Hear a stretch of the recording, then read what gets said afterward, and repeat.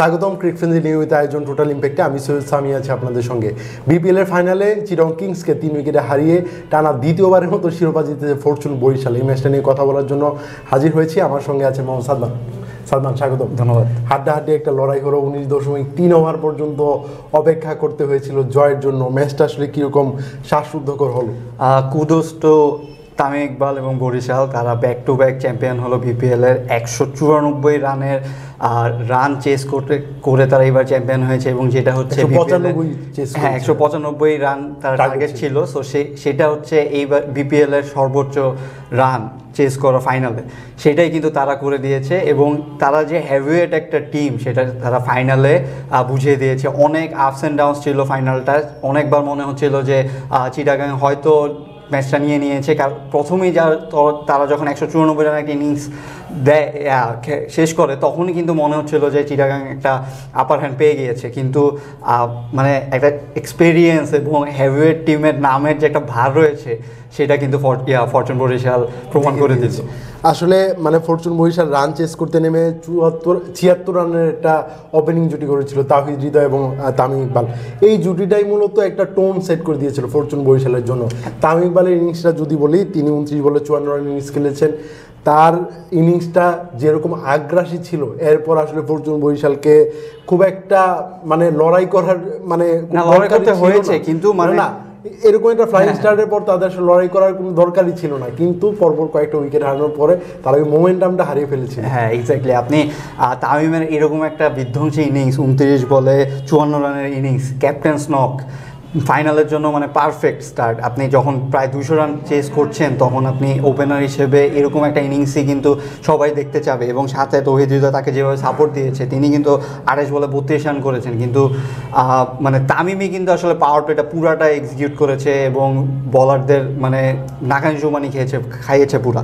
So তামিমকে মানে প্রথম থেকেই তামিম যেভাবে বরিশালটাকে গুছিয়ে নিয়েছে, ওন করছে টিমটাকে, সেটা কিন্তু তিনি ফাইনালেও ডেলিভার করলো। এবং তারা তামিমের এই ইনিংসটার জন্যই কিন্তু শেষ পর্যন্ত যতই আপস অ্যান্ড ডাউনস থাকুক, এই ইনিংসটাকে কিন্তু আপনার এগিয়ে রাখতেই হবে। লাস্টে রিশাদের যেই ঝড়টা ছিল, এর আগে কিন্তু তামিমের এই তৈরি করে না হলে আসলে ম্যাচটা জেতা কোনোভাবে সম্ভব না ফরচুন বরিশালের। আপনি যদি ম্যাচটায় দেখেন, আপনি মালান, যাকে আমরা বলছিলাম যে ধারাবাহিক একজন গেম চেঞ্জার হবে তিনি এই ফাইনালে, তিনি কিন্তু আজকে 1 রান করে আউট হয়ে গেছে। এবং ফাইনালে এরকমই হয়। কথাও কিন্তু বলা যায়, কাইল মেয়ার্স কিন্তু এর আগে ফরচুন বরিশালকে ফাইনালটা জিততে কিন্তু সাহায্য করেছেন 2024 সালের যে বিপিএলটা ছিল।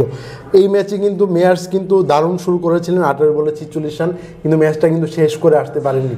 মেয়ার্স আউট হয়ে যাওয়ার পরেই কিন্তু ফরচুন বরিশালের জন্য ম্যাচটা অনেকটা কনজাস্টেড হয়ে যাচ্ছিল। তারা কিন্তু হাঁসফাঁস করছিল ম্যাচটা কিভাবে জিততে পারে।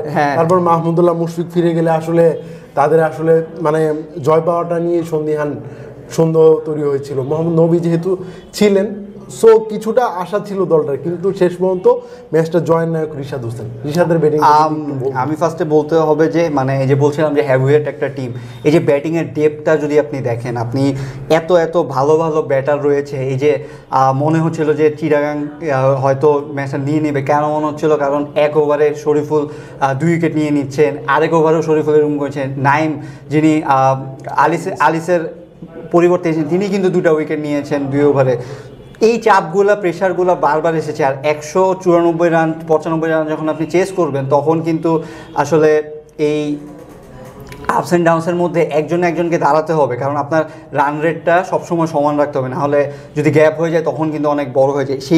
সেই কাজটাই কিন্তু করেছে। আর এই বড় প্লেয়ারগুলা, আপনি আরেকটা জিনিস কিন্তু আমরা ভুলে যাচ্ছি যে জিমি নিশাম, যাকে একটা ফাইনালের জন্য নিয়ে এসেছিল, তাকে তারা বসিয়ে দিয়েছিল, কারণ উইনিং যে কম্বিনেশনটা সেটা তামিম ভাঙতে চাননি। সো এইরকম একটা বোল্ড মুভ নেওয়ার জন্য কিন্তু আপনার এরকম একটা লাক্সারি দরকার টিমের মধ্যে, যে আপনার কাইল মায়ার্স রয়েছেন, মাহমুদুল্লাহ মুশফিকের মতো প্লেয়ার রয়েছেন, নবী রয়েছেন, তামিম রয়েছেন, মালান রয়েছেন, লাস্টে রিশাদ হোসেন কিন্তু আমরা কিন্তু এখন হটকেক আমাদের বলি বাংলাদেশের জন্য, কারণ তিনি ফ্র্যাঞ্চাইজিতে অনেক মানে ডাক পেয়েছেন, যদিও এখনও ওইভাবে খেলতে পারেনি। কিন্তু এই যে ফিনিশিং রোলটা বাংলাদেশের জন্য, কিন্তু আমরা এরকম ফিনিশিং রোলে একটা প্লেয়ারকে সবসময় চাচ্ছিলাম যে একটা ম্যাচটা ফিনিশ করে দেবে। মাহমুদুল্লাহ ছিলেন আমাদের এক সময়, একই টিমে খেলে মাহমুদুল্লাহ শেষ করতে পারেনি, কিন্তু রিশাদ কিন্তু শেষ করে দিয়েছেন। এই জিনিসগুলো কিন্তু মানে আমাদের জন্য খুবই ভালো, ন্যাশনাল টিমের জন্যও ভালো। আর বরিশালের মানে যে ইনভেস্টটা করেছে তারা, যারা যে লঞ্চ নিয়ে এবার মনে হয় তাদের যেতেই হবে, কারণ তারা এটা বরিশাল এটা ডিজার্ভ করে। তারা ব্যাক টু ব্যাক চ্যাম্পিয়ন, আগেরবার যেতে পারেনি, কিন্তু এবার তাদের আসলে এরকম একটা গ্র্যান্ড সেলিব্রেশন হওয়া উচিত। কারণ আপনি এরকম টিমে ইনভেস্ট করার পরে একটা যদি ফিনিশিং ভালো না হয় তাহলে কিন্তু টিমটার মানে ফ্যান বেস যারা রয়েছে তাদের মুখ গোমরা হয়ে যাবে। তবে আজকে যদি আমি শরীফুল ইসলামের বোলিং টেনে বলি, তিনি কিন্তু 4টা উইকেট শিকার করেছেন, পরপর 2টা ওভারে পরপর দুইটা উইকেট নিয়েছেন। চ্যাম্পিয়ন্স ট্রফির দলে নেই শরীফুল, তার এই পারফরমেন্সটা তাকে আসলে কতটা মানে কনফিডেন্স। আমরা যদি চিটাগাং যদি জিততো তাহলে কিন্তু আমরা শরীফুলকে নিয়েই কথা বলতাম, কারণ তার ইম্প্যাক্টটা কিন্তু অনেক বেশি ছিল। আমি যেটা বলছিলাম যে তিনি 2টা ওভারে 2টো করে উইকেট নিয়েছেন, যার ফলে কিন্তু মানে ম্যাচের মোমেন্টাম পুরা চিটাগাং দিকে নিয়ে গিয়েছিলেন। শেষের দিকে এসে মায়ার্স বা মাহমুদুল্লাহ উপরের দিকে কিন্তু যখন রান হচ্ছিল তখন কিন্তু তামিমের এবং মালানের উইকেট নিয়ে নিয়েছিলেন তিনি, এই বড় বড় উইকেটগুলো কিন্তু নিয়ে নিয়েছিলেন। শরীফুলের এই যে একটা গ্যাপ হয়ে গেছে, মানে ন্যাশনাল টিমে তিনি এখন জায়গা পাননি, কিন্তু এই টাইপের পারফরমেন্স দিয়েই কিন্তু আসলে আপনি যদি ম্যাচ যদি নাও জিতে তাহলে কিন্তু আপনি ইন্ডিভিজুয়াল পারফরমেন্সগুলোই সিলেক্টররা চেক করে। আচ্ছা, চিটাগং ইনিংস নিয়ে যদি বলি, তারা আগে ব্যাট করে 3 উইকেটে 194 রান করেছিল। আবার চিটাগংয়ের ইনিংস নিয়ে যদি বলি, তারা আসলে আগে ব্যাট করে 3 উইকেটে 194 রান করেছিল। খাওয়াজান নাফে এবং পারভেজ হোসেন ইমন দারুণ একটা ফ্লাইং স্টার্ট কিন্তু এনে দিয়েছিলেন চিটাগং কিংসকে। তারা 121 রানের একটা জুটি করেছিলেন। এই জুটিটা মূলত স্বপ্ন দেখাচ্ছিল যে দলটা আসলে 200 করতে পারবে কি পারবে না, এগ্রিমেন্টটা দেখা দিয়েছিল। কিন্তু নাফে 66 রানে বেশি করতে পারেনি, পারভেজ হোসেন ইমনও 78 রানে বেশি করতে পারেনি। কিন্তু ইমনের ইনিংসটা যেরকম মানে দুর্দান্ত, একদম শেষ পর্যন্ত ইনিংসটা শেষ করে এসেছেন, তার ইনিংসটা নিয়ে যদি একটু বলতেন। ইমন কিন্তু আমাদের চ্যাম্পিয়ন্স ট্রফিতে আছেন, লিটন দাসের বাদ বিকল্প হিসেবে ইমন চ্যাম্পিয়ন্স ট্রফির স্কোয়াডে আছেন, যেটা কিন্তু তার জন্য একটা এক্সট্রা চাপও কিন্তু, কারণ ইমন কিন্তু পারফর্ম করতে পারছিলেন না। তখন আবার লিটন সেঞ্চুরি করেছিলেন বিপিএলে, সো তখন কিন্তু অনেক কথা ছিল। কিন্তু ইমনকে নিয়ে কিন্তু চিটাগাং কিংসের একটা অভ্যন্তরীণ সমস্যার কথা সামনে এসেছিল। এরপরে থেকে যখন মাঠে নামলো এরপর থেকে কিন্তু দেখেছেন যে তিনি ধারাবাহিকভাবে খেলছেন। এর আগের ম্যাচগুলোতেও খেলেছেন, আজকে ফাইনাল এরকম প্রেশার একটা ম্যাচে 49 রানে 78 রানের একটা ইনিংস খেলেছেন, 49 বলে একটা 78 রানের একটা ইনিংস খেলেছেন। সো এইটা কিন্তু তাকে বুস্ট আপ করবে চ্যাম্পিয়ন্স ট্রফির জন্য, আমি এইভাবেই দেখছি। কারণ ফাইনালে তারা হেরে গেছে, ফাইনালে ইম্প্যাক্টটা হয়তো হয়নি ওইভাবে, কিন্তু তিনি কিন্তু টাচে রয়েছেন। এইটা কিন্তু আমাদের নেক্সট যেই মিশন রয়েছে সেটার জন্য খুবই দরকার। আর ইমন আর নাফে দুজনেই কিন্তু ভালো খেলছে। ইভেন নাফে যদি আমার মনে হয় একটু আগে থেকে খেলতো বিপিএল, হয়তো তিনি পাকিস্তানের রাডারও চলে যেতেন। কারণ আপনি দেখবেন যে আমি ইনিংসটার পরে আসলে আলোচনা করছিলাম যে নাফি কি আসলে পাকিস্তানের চ্যাম্পিয়ন্স ট্রফি দলের কলটা কিন্তু হয়তো সেটা পসিবল এখন আর না। কারণ আপনি দেখবেন যে খুজদিল শাহ এবং ফাহিম আশরাফ তারা কিন্তু বিপিএলে ভালো করেই ন্যাশনাল টিমে চান্স পেয়েছেন, তারা কিন্তু ন্যাশনাল টিমে ছিল না। তো সেই জন্যই বলছিলাম যে নাফে যদি হয়তো একটু আগে থেকে খেলতেন হয়তো তিনিও দলে ফেলে যেতেন। এই যে ফ্র্যাঞ্চাইজি লিগগুলোতে যখন খেলা হয়, যারা যখন ভালো খেলে তখন কিন্তু ন্যাশনাল টিমে তাদের চোখ পড়ে যায়। সো আমার মনে হয় যে ইমন যে চ্যাম্পিয়ন্স ট্রফির স্কোয়াডে রয়েছে লিটনের বদলে, যদি তিনি এই মোমেন্টামটা ধরে রাখতে পারেন, এই কনফিডেন্সটা ধরে রাখতে পারেন, তাহলে কিন্তু দারুণ ব্যাপার হবে। আর ওডিআই ফরম্যাট হলেও আপনার যদি টাচে থাকেন, আপনার কিন্তু ওডিআই ফরম্যাটেও হয়তো তিনি যদি সুযোগ পান তাহলে কিন্তু তিনি ভালোই করবেন। আমি গ্রাহাম ক্লার্কের কথা একটু আলাদাভাবে বলতে চাই, কারণ তিনি 23 বলে 44 রানের একটা ইনিংস খেলেছেন। সেক্ষেত্রে তাদের এই এত সাউন্ড,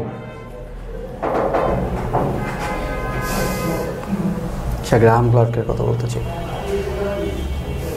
আমি গ্রাহাম ক্লার্কের কথা একটু আলাদাভাবে বলতে চাই। তিনি 23 বলে 44 রানের একটা ইনিংস খেলেছেন। তিনি বিদেশি যে ক্রিকেটাররা এবারে বিপিএলে খেলছেন তাদের মধ্যে হাইয়েস্ট রান গেটার এবারের বিপিএলে 400 রান নাম্বার। তার এই রানটা আসলে মানে বিদেশি ক্রিকেটাররা যেভাবে পারফর্ম করছেন বিপিএলে, এরকম একটা কিন্তু মালানের কাছ থেকেও আমরা আশা করছি বিপিএলে। কিন্তু ওই লাইমলাইটটা কিন্তু গ্রাহাম ক্লার্ক নিয়ে নিয়েছেন। তিনি শেষ পর্যন্ত কিন্তু খেলতে পারতেন, কিন্তু শুরু থেকেই দেখছিলাম যে একটু ক্র্যাম্প হচ্ছিল, রান নিতে কষ্ট হচ্ছিল।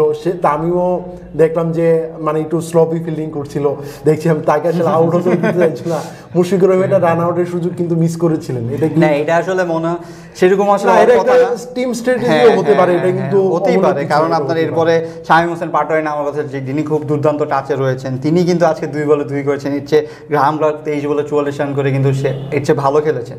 সো স্ট্র্যাটেজি হতেই পারে আপনি যেটা বলছিলেন, কিন্তু আমার মনে হয় যে গ্রাহাম ক্লার্ক তুলনামূলক হয়তো অত জনপ্রিয় নাম না ওয়ার্ল্ড ক্রিকেটে, কিন্তু এবারে বিপিএলের জন্য, চিটাগাংয়ের জন্য তিনি কিন্তু ভালোই সার্ভিস দিয়েছেন। তিনি এবার একটা সেঞ্চুরিও করেছেন, এটা ধারাবাহিক মোটামুটি একটা খেলেছেন, আজকেও কিন্তু ভালোই করেছেন। আপনি দেখবেন যে মাত্র 3 উইকেট দিয়েছে, সো টপ অর্ডার 3 জনই কিন্তু ভালো ব্যাটিং করেছেন।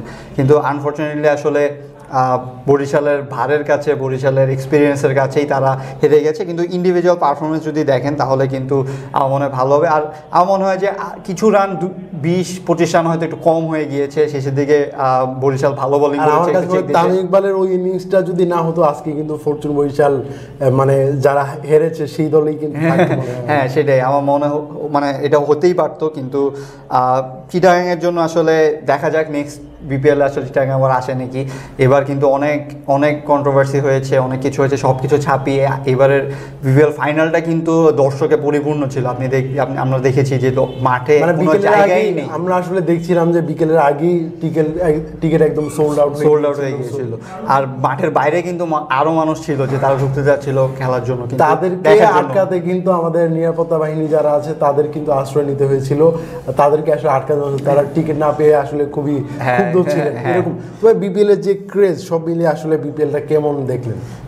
বললাম তো যে অনেক আপস অ্যান্ড ডাউন ছিল, অনেক রোলার কোস্টার রাইড ছিল এটা, কিন্তু শেষটা খুবই ভালো হলো আমার মনে হচ্ছে। ফাইনালটা একদম ফাইনালের মতো হয়েছে, দর্শকদের পয়সা উসুল হয়ে গিয়েছে। আর এইগুলাই আসলে মনে থাকে, এইগুলাই মনে রাখা উচিত আমাদের, পজিটিভ দিকটাই মনে রেখে সামনে। আমি বলেছিলাম আগের এপিসোডেও যে এই যে এবার 700+6 এতগুলা বাউন্ডারি, এইগুলাকে ধরে রেখে, এগুলাকে মনে রেখে এরকম উইকেট বানিয়েই আমরা পজিটিভভাবে আসলে নেক্সট টুর্নামেন্টটা কীভাবে ভালো করা যায় সেইভাবে কিন্তু আমরা মানে বিসিবির আগানো উচিত। কারণ যা যা হয়েছে সেগুলাকে আসলে পিছনে ফেলতেই হবে, না হলে আপনি আগাতে পারবেন না পিছনেরটা। আর পিছনের যেই, আমি আগেও বলেছি, পিছনে যে ভুলগুলো রয়েছে সেগুলো শুধরাতে হবে, শুধরিয়ে এখন থেকে আসলে তৈরি করতে হবে যে কিভাবে আমরা নেক্সট বিপিএলটা ভালোভাবে প্ল্যান করব। আর এইবারের বিপিএল এর ফাইনাল দিয়ে আসলে মনে হচ্ছে যে নতুন বিপিএল যেটা আসবে সেটা আসলে বেঞ্চমার্ক হওয়া উচিত। না সাদমান মনে করে দিয়েছেন, ভালো কথা। আমরা আসলে লাস্ট যে ভিডিওটা করেছিলাম সেখানে 499টা ছক্কার কথা বলছিলাম, সেটা আসলে 699টা হবে। থ্যাংক ইউ কারেকশন করে দেওয়ার জন্য। সব মিলে আসলে বিপিএলটা মনে হয় যে দুর্দান্ত হয়েছে, দারুণভাবে ফিনিশিং করেছে। বিপিএল এর যে আয়োজক কমিটি আছে তারাও কিন্তু চাইবে যে এবার বিপিএল যেই ভুল ত্রুটি হয়েছে সেই ভুল ত্রুটি শুধরে নতুন একটা উদ্যম নিয়ে আগামী বিপিএল আরেকটু ভালোভাবে, দল যদি কমেও বা টাইম ফ্রেমটা যদি একটু অন্যদিকে নেওয়া যায় সেক্ষেত্রে ভালো ভালো বিদেশি নিয়ে আয়োজন করবে, সেরকমই আশা থাকে। সেটাই আমি চাচ্ছি যে এখন থেকেই যাতে নেক্সট বিপিএলটার প্রস্তুতিটা এখন থেকে আগামীকাল থেকে আসলে নিয়ে নেওয়া উচিত, না হলে আসলে এই শেষের দিকে যে এরকমই হবে। সো এইবারের বিপিএলের ফাইনালটাকে বেঞ্চমার্ক রেখে আমাদের উচিত যে পরের বিপিএলটা আয়োজন করা। ধন্যবাদ স্যার, ধন্যবাদ থাকার জন্য। দর্শক, ক্রিকফ্রেন্ডলি নিয়মিত আয়োজনে আমাদের সঙ্গে থাকার জন্য ধন্যবাদ। পরবর্তী কোনো পর্বে অন্য কোনো বিষয় নিয়ে আবার হাজির হব, সেই পর্যন্ত আমাদের সঙ্গে থাকুন।